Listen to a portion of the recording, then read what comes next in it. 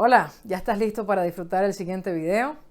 Por favor recuerda, suscríbete a mi canal, dale a la campanita y si te gusta este video, no seas egoísta, compártelo con otros, deja que otros también se enteren y disfruten. Y por favor, déjame tus comentarios, si tienes cualquier pregunta, no dudes en hacérmela. Muchísimas gracias, feliz día y aquí nos vemos.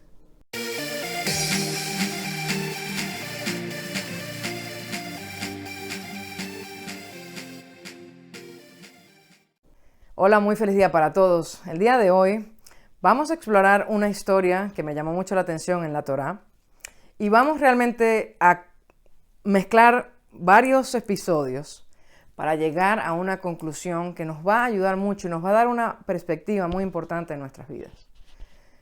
Para entender a dónde queremos llegar un poco, es natural que surja la pregunta, ¿qué beneficio me da servirle a Dios, llevar una vida en la cual yo sirvo a Dios, ya sea como judío o no judío? Como hemos explicado, la Torá está hecha para todo el mundo.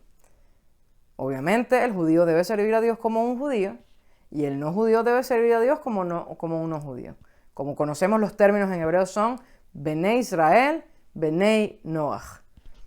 Son términos que nos vamos a ir familiarizando.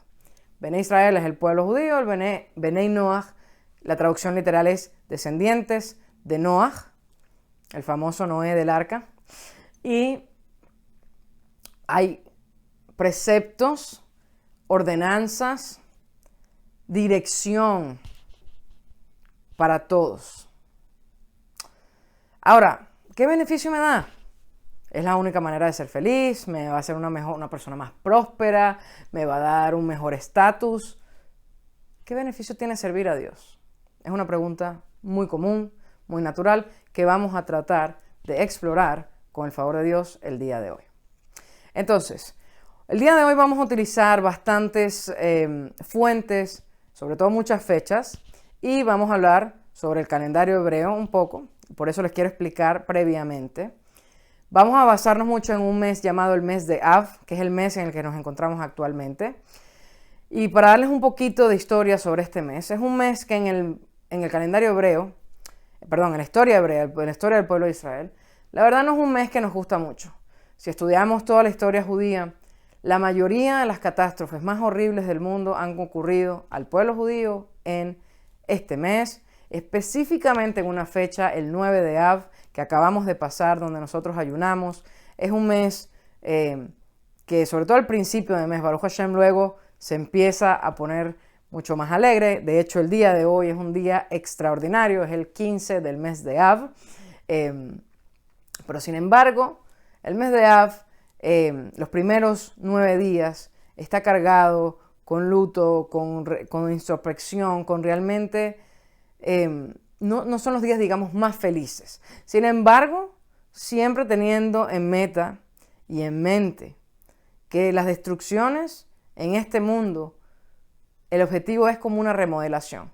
Las remodelaciones, vamos a ser honestos, no son fáciles, son bastante fastidiosas. Son un dolor en el cuello.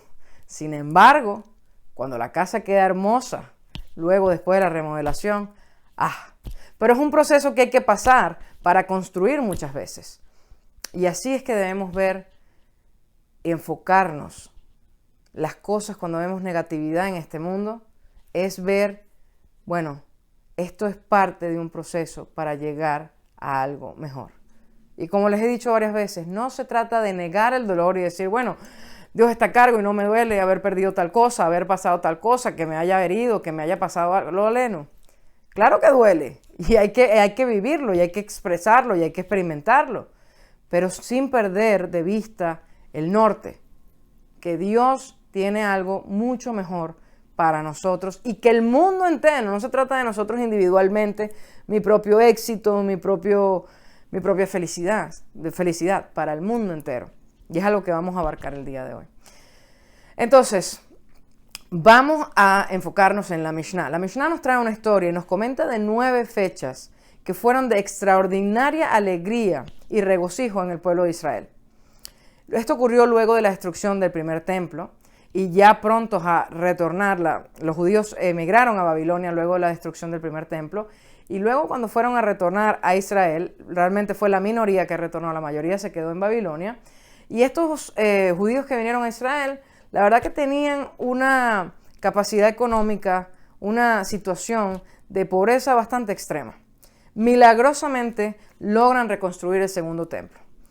En el templo sabemos que hay una mitzvah y un precepto de traer lo que se llaman korbanot, ofrendas al templo. Y para eso se necesita fuego y para el fuego se necesita leña. Pero adivinen qué pasa, no había dinero para comprar leña. ¿Qué ocurre? Habían familias que ya estaban establecidas en Israel que ellos ofrecieron donar de su propia leña a el templo. Y la Torá, la Mishnah, nos va a describir cada día la fecha tal, la familia tal, la fecha esta, la otra familia.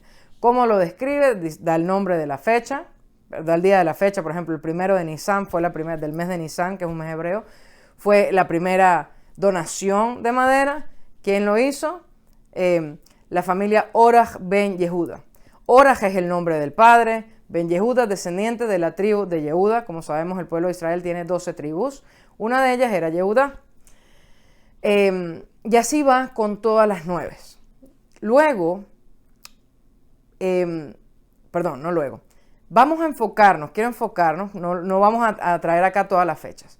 Sin embargo, de las 9 fechas, se nos cuenta que 5 ocurrieron en este mes de Av, que es un poco contradictorio. El mes de Av pareciera un mes triste, y aquí estos momentos de regocijo y de emoción. ¿Por qué? Porque se llevó la madera al templo y ahora se va a poder hacer los sacrificios y se puede hacer las ofrendas a Dios, que es una mitzvah colectiva para todo el pueblo de Israel.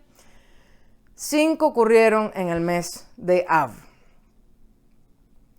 La primera pregunta, ¿por qué? ¿Por qué específicamente en el mes de Av? Luego, vamos a enfocarnos en una de las familias.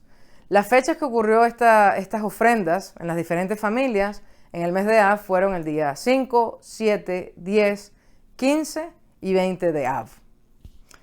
Hubo una familia que donó el día 20 de Av, que es bastante particular como la Torá los llama. La Mishnah los llama Benei Patach Ben Moach. Benei Patach Moach Ben Yehuda. Es decir, Benei Pachat Moab Ben Yehuda. Esto quiere decir los descendientes de la aristocracia de Moab, descendientes de Yehuda. A todos, como mencionamos anteriormente, mencionaba el nombre del padre, descendiente de Yehuda. Aquí nos estás mencionando los descendientes de la aristocracia de Moab. Ahora, cuando nosotros sabemos o conocemos un poquito de historia judía, sabemos que el nombre Moab no es el favorito. Sí, la verdad que Moab se consideraba, y fue, lo vemos en la Torá, cuando leemos la Torá, uno de los enemigos más grandes del pueblo de Israel. Uno de los grandes enemigos del pueblo de Israel. Toda la historia con Balak, ¿sí? El rey que trató de exterminarnos, con el profeta Bilam, etc., era en Moab. Entonces, ¿por qué si estamos aquí tratando de darle reconocimiento de una manera positiva a estas familias por lo que hicieron? ¿Por qué a esta familia tenemos que traerle el título de Moab? No solo eso, Moab también nos recuerda a Ruth. Ruth fue la primera mujer que se convirtió al judaísmo. No fue la primera mujer que se convirtió al judaísmo. Fue una mujer que se convirtió al judaísmo. Y sabemos que de Ruth desciende el rey David, y del rey David va a descender Mashiach. Sin embargo, ¿por qué hay que mencionar? Está escrito que al converso, a la persona que se convierte al judaísmo, no se le debe recordar de dónde viene. Tienes que ser extremadamente sensible porque la decisión que él tomó ha sido extraordinaria. Sabemos que la Torá no nos dice que nada más los judíos van a ser amados, idolatrados, exaltados por Dios. No idolatrados, perdón, pero exaltados por Dios. No. La Torá nos dice que Dios ama a todas sus criaturas y que nosotros debemos hacerlo de la misma manera. Entonces, no hay obligación para la gente a convertirse al judaísmo. De hecho, los que han pasado por ese proceso saben que no es nada fácil y que muchas veces al principio se les dice, ¿para qué lo vas a hacer? Ve y disfruta tu McDonald's, ve y disfruta tu vida. ¿Para qué te vas a comprometer a tomar una vida con tantas responsabilidades como es la vida judía? Entonces, estás bien, Dios te ama igual. No te va a dar un beneficio extra convertirte al judaísmo a que no lo hagas. Entonces, ¿qué es lo que estás haciendo? ¿Por qué lo haces? La verdad que es una braveza enorme. Aquella persona que decide convertirse al judaísmo, y la Torá nos exige que respetemos, que seamos extremadamente sensibles con una persona que toma esta decisión. Entonces, ¿por qué nos menciona este tema de Moab? Parece como insensible. ¿Qué está ocurriendo aquí? Y evidentemente nuestros sabios toman este punto y hay un debate. Y nos explica y nos dice, el debate es, ¿cuál es el debate? El debate es que, ¿de dónde viene esta familia Benei Pahat Moab, perdón? Entonces, una explicación, una interpretación es que vienen directamente del rey David, y como sabemos, el rey David viene de Yehuda y viene de Moab, descendiente de Ruth. Otra explicación dice, no, viene descendiente de el sobrino del rey David, que es el hijo de la hermana del rey David. Sin embargo, la conclusión es la misma, vienen, sea cual sea, vienen de Moab y vienen de Yehuda. ¿Cuál es el punto? ¿Cuál es la discusión? Ahora, vamos a analizar otro evento que ocurre en el día, ahora 15 de Av. Vamos a dejar estas preguntas acá, luego vamos a volver a ellas, y vamos a evaluar ahora algo que ocurrió en el 15 de Av. El mes 15 de Av se dice que es un mes de regocijo enorme en el pueblo de Israel, y que se compara incluso con el día más sagrado en el calendario hebreo, que es Yom Kippur. La pregunta es ¿por qué? Hay varios comentarios, pero hay un evento que ocurrió el 15 de Av que es wow. Este es el evento que nos hace comparar esto con Yom Kippur. ¿Cuál fue ese evento? Como sabemos, estas maderas que mencionamos que hay que traer al templo para utilizarlo como leña, para quemar las ofrendas, la madera que se traía debía ser una madera que no podía ser cortada cuando eran momentos de humedad. ¿Por qué? Porque la humedad atrae gusanos, animales, insectos, y si la madera está infectada, entonces la madera ya es descalificada para ser utilizada en el templo. Entonces, en el momento que se corta esta madera, tiene que ser en el momento de mayor calor para garantizar que esta madera esté seca y no haya problema de que esté infectada con animales, etcétera, etcétera. Entonces, para eso tenía que ser hecho en el verano. En el verano en Israel, imagínense cortando esa madera, sudando extremadamente. Y el último día donde se podía cortar la madera era el día 15 de Av. Porque ese día ya, a partir de ese momento, el sol empieza a perder la intensidad de lo que es el calor para el verano y empieza a bajar, los días se empiezan a cortar. Y entonces ese era el último día. Y este día lo llama que ese día 15 de Av, el día que dejaron de cortar la madera, por eso se considera el día como Yom Kippur. ¿Cuál es la conexión en esta relación? La verdad que se ve muy distante, muy disparejo. Yom Kippur sabemos que es el día de perdón, el día de pureza, el día que nos limpiamos, el día en que nuestra alma, Dios nos las entrega de nuevo limpia de todos nuestras transgresiones, ya sea que lo hicimos a propósito, de una manera que no estábamos conscientes de lo que hacíamos, etcétera. Sea como sea, Dios nos perdona y nos limpia. Tenemos que entender que el alma viene aquí a un proceso también de limpiarse. Entonces, Yom Kippur es un día de limpieza, es un día donde la transgresión no existe, básicamente. Y una de las cosas que se nos dice de Yom Kippur, ¿cuál es la esencia de Yom Kippur? El alma, el judaísmo nos explica, la Torá nos explica, que tiene, digamos, como 5 capas, por así decirlo, 5 partes, ¿ok? No vamos a entrar ahorita en explicar todas las partes, pero 4 de las partes se pueden explicar, ¿ok? Una es la parte normal, la parte de acción, la parte, como decir, la sangre, es la parte que me hace accionar. La otra es más enfocada a la parte emocional, emociones intensas, etc. La otra parte es la parte intelectual, cuando yo empiezo a ver, hay un mundo más allá de solo yo, hay un mundo más allá de solo mis necesidades, etc. Luego viene la cuarta parte, que es la parte de no solo que hay algo más allá de mí, sino que es la parte intelectual, pero que hay un propósito, que hay algo más allá, incluso en lo espiritual, que yo no soy capaz de percibir, que yo no soy capaz de entender, que está muy sobre mí, que existe, y yo tengo lo que se llama la conciencia de eso. Y luego viene el último, digamos, nivel, que es, se conoce como yejida, que es eso que no tiene definición. Es igual que Dios, tú a Dios no lo puedes definir. Mientras más defines a Dios, más lo limitas. Dios no tiene definición. Decir Dios es grande y maravilloso es limitar a Dios, porque Dios también se encuentra en lo más pequeño y lo más mínimo. Dios es infinito y finito al mismo tiempo puede hacerse. Dios no tiene descripción. Del mismo modo, yejida. ¿Y qué quiere decir esto? Yejida es uno con Dios. Yejida no tiene separación. La Torá nos explica que la única razón en que nosotros transgredimos o cometemos algún pecado, como se dice, es porque no somos capaces de realmente conocer quiénes somos y lo que somos. Y la Torá nos explica que precisamente por eso es que la persona puede, que es un pecado, que es una transgresión. No quiere decir que somos que eres una persona mala, horrible, detestable. La palabra transgresión lo que quiere decir es que yo me separo de Dios. Es decir, que Dios tiene una voluntad. Los preceptos que Dios me dio es su voluntad, es lo que Él quiere. Es lo que Él me creó para que yo hiciera, ¿ok? Es lo que me hace alinearme con Hashem, a pesar de que mi conexión siempre está. Eso de decir que yo me desconecto de Dios es imposible. Cuando una persona lo vale no se desconecta de Dios, no solo que no es que te vas a morir, una persona, porque cuando el hecho que tu cuerpo exista, quiere decir que estás conectado con Dios. Imagínate cuando tu cuerpo tiene vida, aún más, quiere decir que tu alma está allí.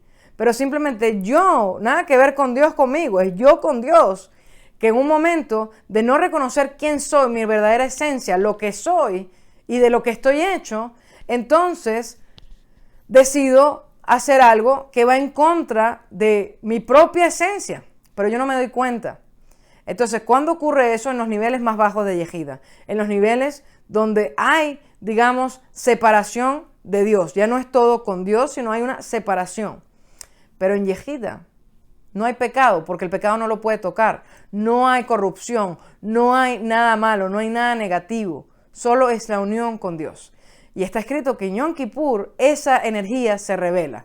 Por eso, de hecho, hay opiniones que dicen que el día de Yom Kippur es un día, obviamente, que uno debe hacer retrospección, que uno tiene que, de verdad, hacer resoluciones de las cosas que ha venido haciendo incorrectamente, tratar de mejorarlas, sentirse, obviamente, no castigarse con látigos por lo que hiciste, pero realmente de sentir, reconocer que no era bien para ti, y si no puedes llegar a reconocer que no es bien para ti, que cosa que pasa mucho, porque muchas veces no entendemos por qué Dios nos manda ciertos preceptos u otros, pero sí entendemos que hirió a Dios. Sí puedo entender, no sé cómo, pero sé que entiendo que lo hirió, porque Dios me dio su voluntad, Dios me dio lo que Él quiere, lo que Él ama y lo que lo hiere, y yo lo hice.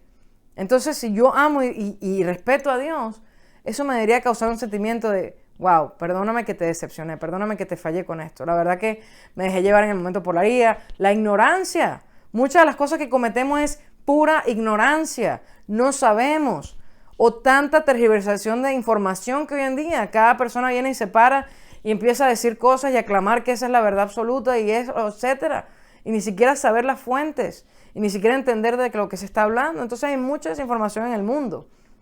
No se trata aquí de hacernos culpables y somos horribles. No, eso no es Torá, eso no es lo que Dios quiere.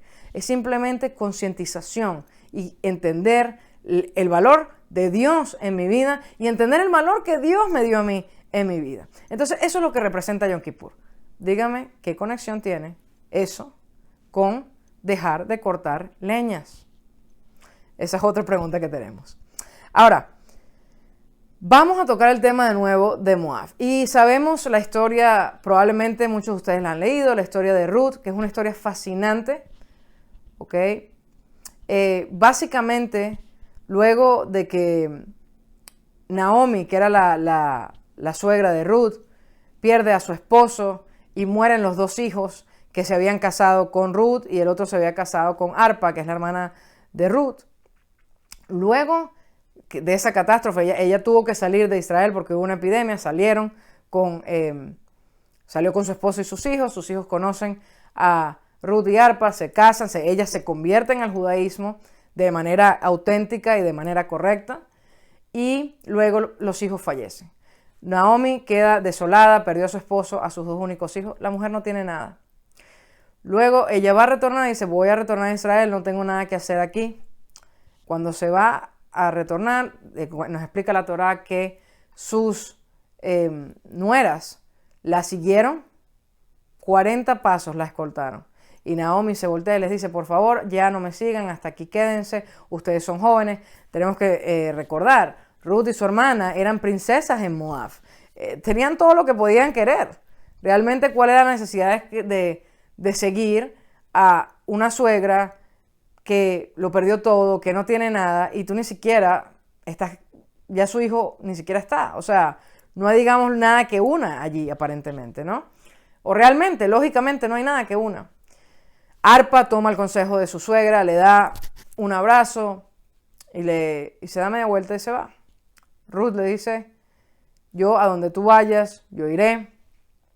Tu Dios es tu Dios, tu pueblo es mi pueblo. Donde tú mueras, ahí voy a morir. Y Ruth sigue a su suegra Naomi. Sabemos la vida de Ruth. Ruth se convierte en como una persona realmente de ir pidiendo para poder comer. Una mujer, imagínense, de venirse en una princesa a básicamente un homeless, una persona que no tiene nada.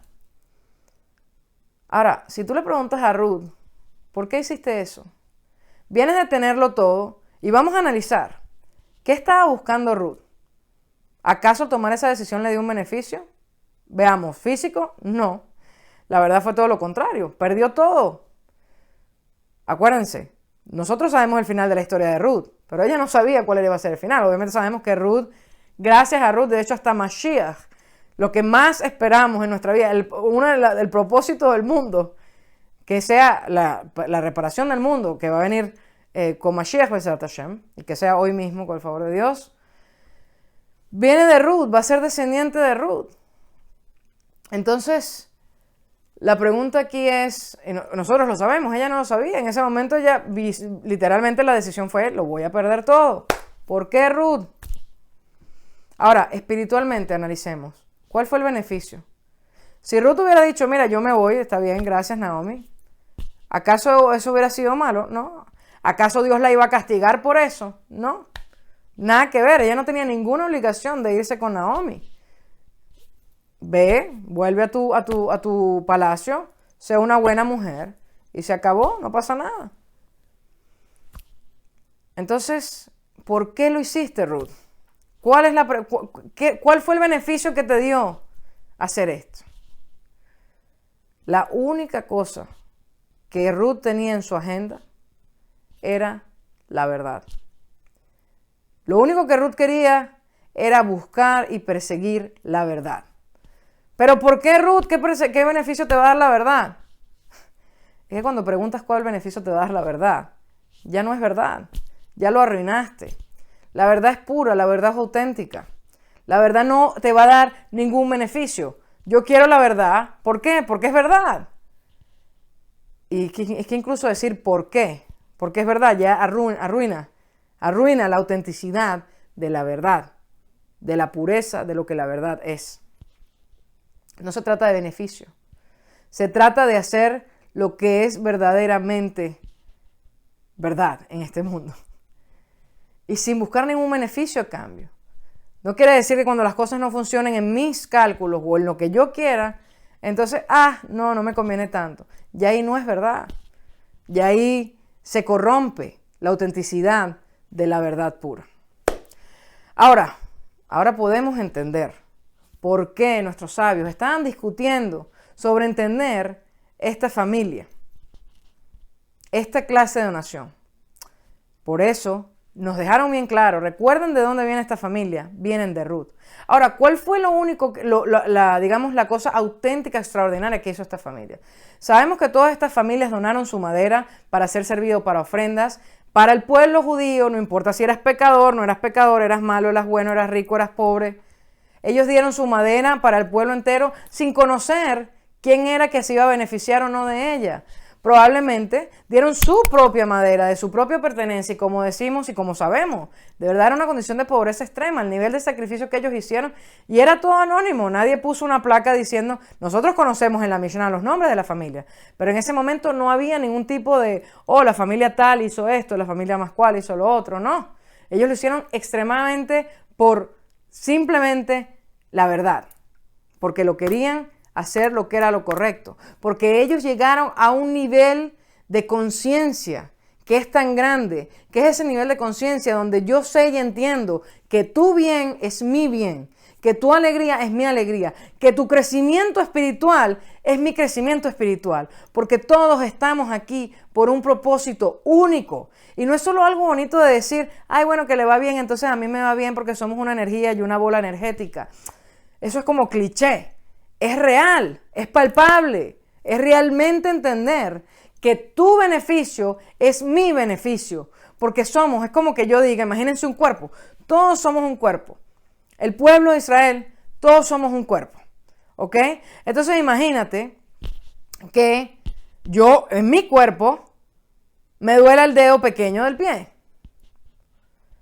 ¿Y qué pasa? Yo digo, bueno, es nada más el dedo pequeño del pie. O sea, ignora el dolor. ¿Qué me importa a mí? Cállate, dedo. ¿Quién le importas tú? Tú eres un dedo nada más. Ustedes se imaginan la disfuncionalidad de ese cuerpo. Si yo soy un cuerpo y yo no siento el dolor o no me importa el dolor de mi dedo, aquí hay un problema y serio. Porque el dolor del dedo tiene que llegarle al cuerpo. Yo tengo que saber y obviamente me va a afectar.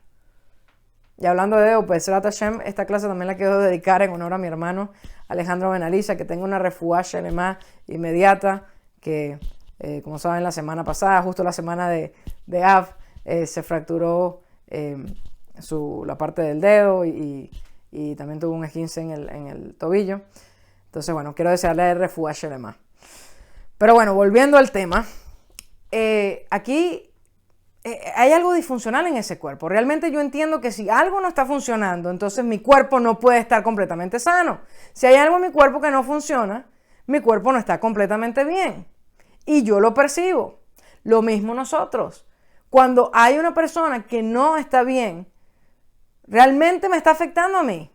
Realmente nos estamos afectando todos. Y es verdadero, tan cierto como el cuerpo.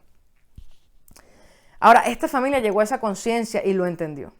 Pero hay algo extraordinariamente un poco más profundo en esta familia que donó el 20 de Av, que es la que se nos cuenta como los descendientes de Moab.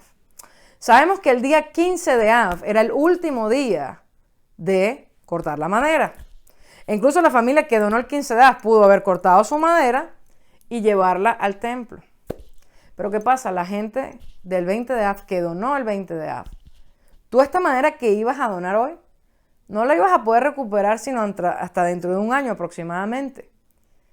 Entonces el nivel de desprendimiento que tuvo esta familia para donar fue tan increíble que los sabios se preguntan de dónde viene este gen, esta característica tan extraordinaria de sacrificar lo más sagrado para mí en este momento, mi madera, que no la voy a poder conseguir hasta el año que viene, hasta el año próximo. ¿Por quién? Por esa persona que pecó, por esa persona que tuvo una vida baja, por esa persona que hizo algo malo, por esa persona que se involucró en corrupción, por esa persona que habló y destruyó a la gente con su lengua, por esa persona que hizo tanto daño. Yo voy a sacrificar mi madera, lo más sagrado para mí, que no voy a poder recuperar inmediatamente, por esa persona de vida baja. Esa es la grandeza de esta familia.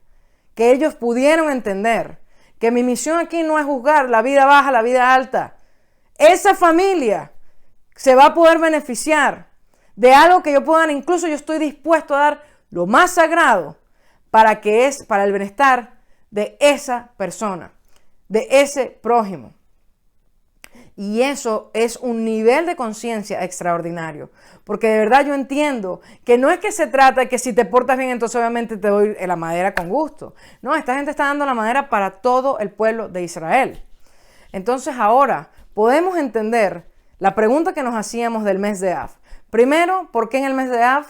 Pues sabemos que el segundo templo, se destruyó. Y parte del primero también tenía que ver con el tema de Sinat Hinam, odio gratuito, de no entender, de no llegar a entender de que mi prójimo realmente soy yo, que mi prójimo me afecta a mí directamente, que todo lo que le ocurra a él no es, bueno, tú por allá, como lamentablemente muchas sociedades vemos hoy, cómo se vive, mi vida es mi vida, la vida es la tuya, no, déjalo así.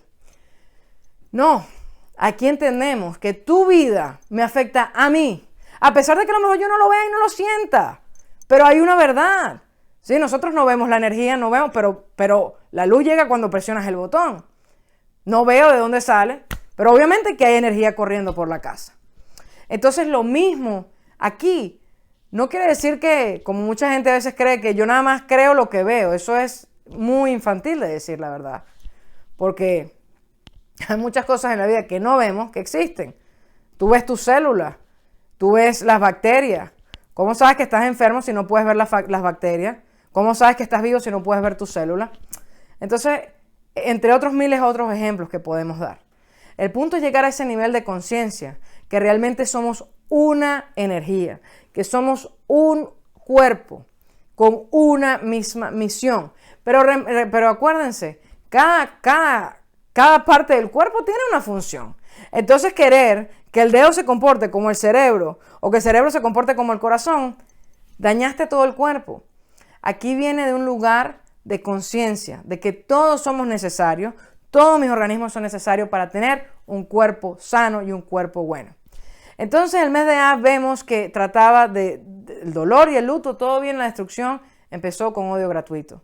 Y aquí estas familias nos están dando la lección de lo que es realmente amor auténtico y amar a nuestro prójimo y de realmente hacer y dar por el otro.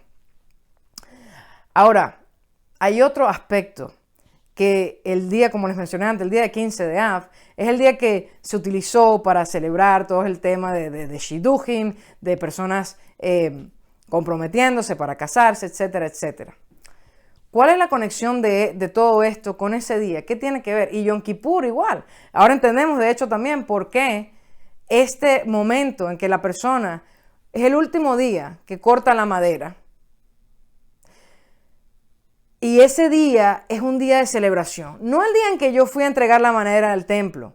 ¿Sí? No el día en que yo fui a dar ya para hacer la mitzvah. Cortar la madera no es la mitzvah, no es el precepto. Es una preparación para ello, pero no es el precepto. Entonces, emocionate cuando entregues la madera, no cuando termines de cortarlo. Porque la festividad es cuando yo estoy terminando de cortar la madera. ¿Saben por qué? Porque cuando yo estoy cortando la madera, yo no estoy pensando, no estoy ni siquiera teniendo esa emoción de que, mira, estoy entregando aquí la madera, a pesar de que nadie sepa de que esa es la familia que va a dar la madera, pero, ¿sabes? La emoción de que el Cohen Gadol, sí, el sumo sacerdote allí va a recibir la madera, va a saber quién soy yo, etcétera. Sí, hay otras cosas que me pueden motivar. En el momento en que yo estoy sudando horriblemente, en pleno verano, acuérdense que si no está caliente y la madera tiene humedad, entonces ya no es kosher, ya no es apta para el templo. En ese momento, ¿por qué lo estás haciendo?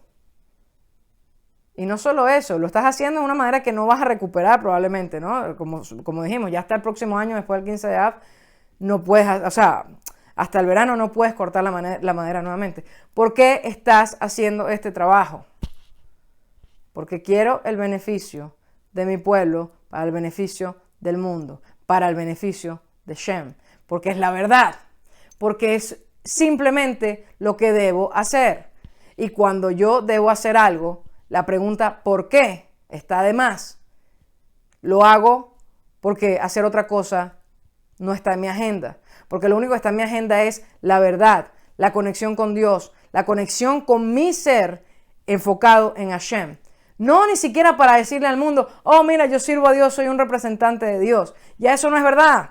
Ya eso va con tu agenda personal de tus propios eguitos, de tus propias calculaciones, etc.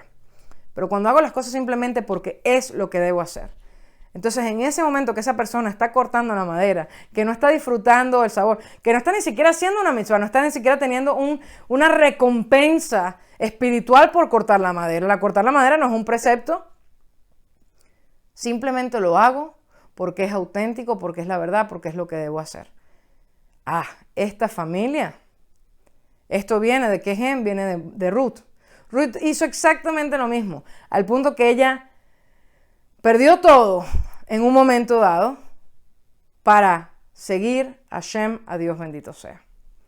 Ahora, como les mencioné, hay otra parte. ¿Por qué se elige este día 15 de Av para día de Shidduchim, para día de poner a parejas juntas? Si nosotros evaluamos cuál es realmente el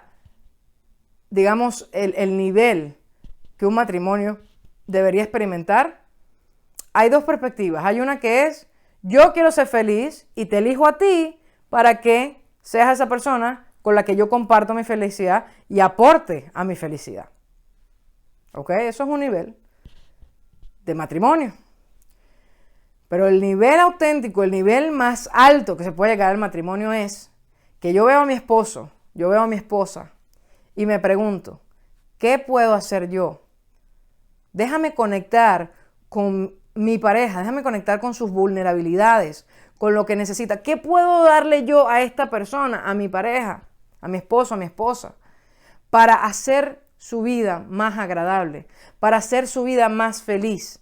¿Cómo puedo yo hacer el día de esta persona un día más increíble? Ese es realmente uno de los matrimonios, el nivel de matrimonio más auténtico. Obviamente esto solo aplica y se puede hacer cuando hay confianza con tu pareja, cuando tú te sientes en confianza con tu esposo o tu esposa, porque si tú haces eso cuando no hay confianza, te vas a sentir utilizado, abusado y va a doler horrible, va a doler muchísimo. Obviamente esto también se hace en casos de matrimonio. Hay matrimonios que disfuncionales, pero hay matrimonios que son abusivos. Dios no lo permita, no estamos hablando aquí de matrimonios abusivos, y si ese es el caso que estás pasando, Dios no lo permita, por favor, haz algo al respecto. Y es algo que sepas que no es lo que Dios quiere de ti, no es sano. Pero estamos hablando de aquí, de una pareja normal, que no tiene problemas de abuso, pero tiene problemas en el sentido de ser humano, tiene cosas con las que hay que trabajar, etc. Pero cuando hay plena confianza, tú puedes llegar a un matrimonio en que yo no estoy buscando el beneficio, porque yo estoy contigo. Mi único norte es qué puedo hacer yo por ti. Y cuando se llega a ese nivel de matrimonio, a lo mejor no estamos en ese nivel en muchas áreas de nuestros matrimonios, pero pudiéramos evaluar que hay áreas en nuestros matrimonios que nosotros estamos así.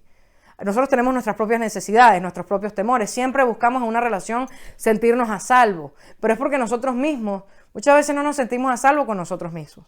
Entonces, aquí el punto es buscar cuál es la cosa que yo puedo hacer para darle a mi pareja aquel día, aquel momento y esa vida tan agradable y tan feliz.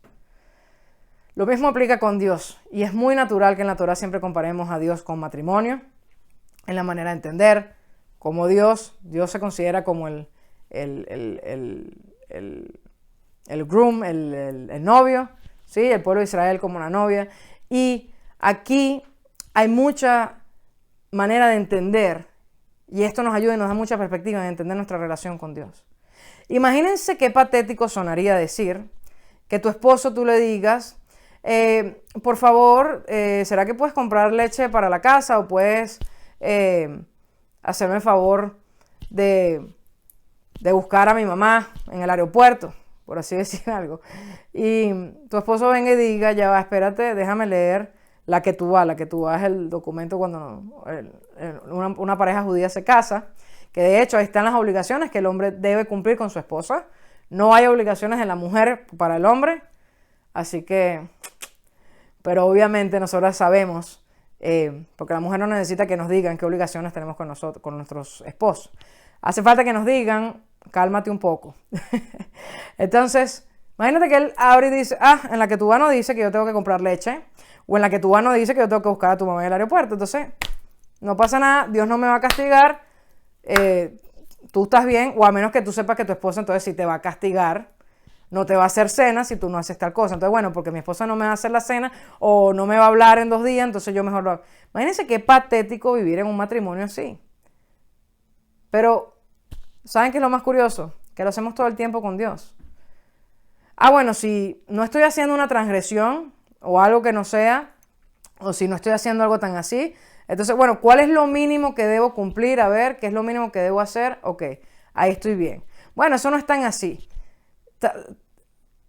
Y es como que, bueno, si Dios me da cosas buenas, entonces yo ahí sí sirvo, pero si no, entonces ahí no estamos sirviendo a Dios, estamos sirviéndonos a nosotros mismos. Eso no tiene ninguna diferencia a tener una vida llena de bendiciones y abundancia. A lo mejor ni siquiera buscarías a Dios, si ese es el sentido, porque en ese momento estás solo enfocado en ti. Entonces, ¿qué tan patético suena tener una relación con Dios de esa manera?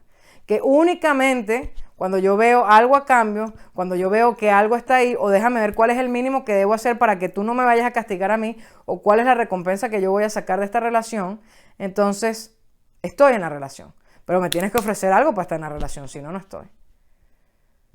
Entonces, conectando todos los puntos, y por eso todo esto tiene que ver con el 15 de Av, entendemos toda la historia, porque esto que hicieron las personas con la madera, esto que hizo Ruth, es una enseñanza de por vida para nosotros, con Dios y obviamente con su creación que Dios puso para nosotros, para amar y conectar, incluso si diferimos. Y esto es un punto muy importante. Lo único garantizado que tenemos todos los seres humanos es que somos diferentes. A pesar de que han habido doctrinas por muchos años que han sido totalmente fallidas, en las cuales han tratado de volvernos a todos iguales. No somos iguales. Acuérdense siempre el ejemplo del cuerpo. Un dedo no es como una rodilla, ni una rodilla es como el hígado, ni el hígado es como el corazón. Y si eso llegase a pasar, el cuerpo se vuelve completamente disfuncional y Dios no lo permita, probablemente se muera. Eso ocurre cuando quieren que todos seamos iguales. Nosotros somos diferentes, aceptémoslo. Y eso no está mal. Eso es lo más maravilloso que Dios nos dio. Porque imagínense un cuerpo donde todo es lo mismo. Serías literalmente una bola de masa. Serías una bola de carne. Eso es todo. Si somos todos una masa homogénea. Pero, ¿qué es la maravilla? Puedo hacer tantas cosas con mi cuerpo porque tengo tantas cosas diferentes en mi cuerpo. Lo mismo en el mundo. En el mundo se pueden lograr tantas cosas. Podemos llegar a un mundo perfecto porque tenemos los pies, las manos, la cabeza, etc. Todo en este mundo. Entonces, tienes que ser fiel a tu rol, a tus dones, a lo que Dios te dio. Haz lo que te apasiona, haz lo que amas. Servir a Dios no significa quedarte en tu casa pensando lo malo que eres o pensando lo malo que otra gente es, porque ahora tú leíste 2 libritos y ya piensas que puedes juzgar a todo el mundo y decir qué bueno y qué malo eres. Eso es infantil, eso es retrógrado, eso es realmente algo que se debe nulificar. Servir a Dios significa usar todos tus talentos, todo tu potencial, todo lo que puedes para ser próspero, exitoso, pero con un enfoque. Dios quiere que seas próspero, Dios quiere que tengas dinero, que tengas familia, que tengas salud, que tengas también diversiones y distracciones. La Torá y el servicio a Dios no es algo miserable. Incluso cuando se vuelve algo así, le estás quitando autenticidad, lo estás corrompiendo. Porque servir a Dios no debe ser pesado, no debe ser cargado. Y la vida tiene altos y bajos. Servir a Dios tampoco significa, y ser leal a tu ser, a tu esencia, no significa que ya empecé a cumplir la Torá, empecé a hacer esto y ya mañana soy millonario, el trabajo que quiero me va a llegar, la pareja que quiero va a tener, 80,000 hijos, todos pero bien entrenaditos, sin tener que usar la chancla para ello. No quiere decir eso. Eso también es corromper a Dios. Simplemente, ¿por qué sirves a Dios? La respuesta es, deja de preguntarme por qué. Porque cuando hay un por qué, entonces la verdad se arruina. La pregunta ¿por qué servir a Dios? Es una pregunta que no tiene autenticidad. La respuesta es verdad. Porque lo único que hay en mi agenda es verdad. Y no porque yo quiero decir que yo sé la verdad y el mundo no. No. Es que actuar de otra manera sería ir en contra de mí, sería ir en contra de mi existencia, sería ir en contra del mundo, realmente. Entonces, que Bezrat Hashem, con la ayuda de Dios, este mensaje realmente nos llegue al alma, nos llegue al corazón. No solo que lo entendamos intelectualmente, sino que lo entendamos en nuestro corazón. Muchas veces tenemos que escucharlos varias veces para poder internalizarlo. Muchísimas gracias, feliz día para todos y todo lo bueno.